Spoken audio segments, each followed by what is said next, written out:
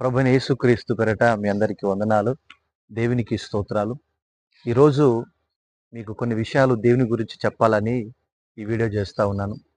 యేసుక్రీస్తు ప్రభుల వారు ఈ లోకానికి పాపముతో బ్రతికిన వారిని రక్షించడానికి ఈ లోకానికి వచ్చాడండి. ఒకప్పుడు నేను పాపముతో బ్రతికాను.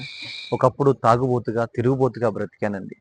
చెవులకి 2 కమ్మలు పెట్టుకొని, పెద్ద జుట్టేసుకొని లోకంలో తిరుగుతూ ఫ్యాషన్ డిజైనింగ్ చేయాలని చెప్పి, సినిమాలో హీరో అవ్వాలని చెప్పి నేను లోకంలో తిరుగుతూ బ్రతికేవాడిని. కానీ 2012 సంవత్సరంలో యేసుక్రీస్తు ప్రభుల వారు నన్ను దర్శించారు. ఆయన వెలుగు నేను చూశాను. ఆ క్షణం నుంచి నేను యేసు ప్రభును నమ్ముకున్నాను. ఆయన యొక్క మార్గంలో నడవడానికి ఇష్టపడ్డాను ప్రియమైన దేవుని బిడ్డలారా. దానికి ముఖ్య కారణము నా తల్లి నా కొరకు ఎంతగానో ప్రార్థన చేసింది. ప్రతిరోజు రాత్రింబగలు నా తల్లి నేను చేస్తున్నటువంటి చేష్టలు చూడలేక ఎంతగానో కన్నీరు గార్చి, ఎలాగైనా నా కుమారుడు ఇలాగే వదిలేస్తే వాడు ఒక భయంకరమైన వ్యక్తిగా మారుతాడని చెప్పి, ఈ పాపములో వాడు నశించిపోతాడని చెప్పి నా తల్లి నా కొరకు రాత్రింబగలు ప్రార్థన చేసింది ప్రేమన దేవుని బిడ్డలారా. ఈ రోజుల్లో చాలామంది తల్లిదండ్రులు పిల్లల కొరకు ఆస్తులు సంపాదించి పెడుతున్నారు. బంగారాన్ని సంపాదించి పెడుతున్నారు. ఈ లోకంలో దర్జాగా బ్రతకడానికి ఎంతగానో కష్టపడుతున్నారు, శ్రమ పడుతున్నారు.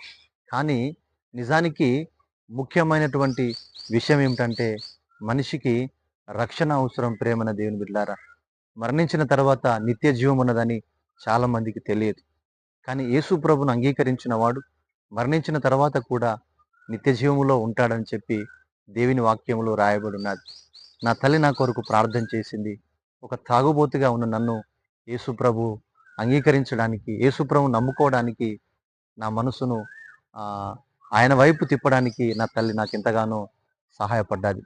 ఒక రూమ్‌లో నేను టీవీ చూస్తూ ఉన్నప్పుడు ఒక రూమ్‌లో నా తల్లి నా కొరకు ప్రార్థన చేసింది.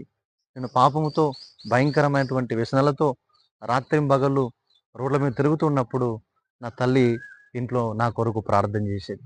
అంతగా నా కొరకు నా తల్లి ప్రయాసపడి క్రీస్తును ఒప్పుకునేంత వరకు ప్రార్థన చేస్తూ వచ్చింది ప్రేమన దేవుని బిడ్డలారా. నా పాత జీవితాన్ని జ్ఞాపకం చేసుకుంటే చాలా ఆశ్చర్యం కలిగిస్తది. నా మీద నాకే చాలా అసహ్యం అనిపిస్తది. ఎలా ఉండేవాడిని ఎలా మారిపోయినాను. యేసు ప్రభు నా బ్రతుకును మార్చాడని చెప్పి ప్రతిరోజు నేను దేవునికి కృతజ్ఞతాస్తుతులు చెల్లిస్తూ ఉన్నాను.